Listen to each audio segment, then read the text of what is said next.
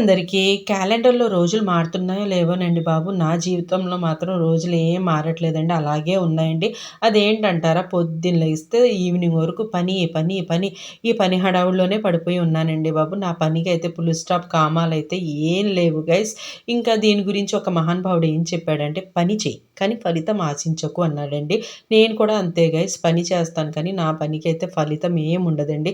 పొద్దున్నుంచి సాయంత్రం వరకు చేయడమే తప్ప ఈ పని హడావుడిలో పడిపోయి నేనైతే కాయగూరలు తేవడం మర్చిపోయాను గైస్. దీనికి మా అమ్మగారి డైలాగ్స్ ఏంటి తెలుసా? "ఏం చేస్తున్నావు? పొద్దున్న లెగిసి ఏం చేస్తున్నావు? ఇంత పని చేసినా ఇంకా ఏం చేస్తున్నావు?" అని చెప్తున్నారు గైస్. ఇంక నేనేం చేస్తాను? అలాగే చూస్తూ ఉండిపోయానండి. అప్పుడు మా అమ్మగారు అన్నారు, "ఏం చేయను ఇవాళ తినటానికి ఏం చేయను?" అంటే, "చేసేదేముందమ్మా ఒకటే చెయ్యి పప్పుచారు" అన్నానండి. ఇంకా మా అమ్మగారైతే భారంగా అనుకోకుండా పప్పుచారు అయితే స్టార్ట్ చేశారు గైస్.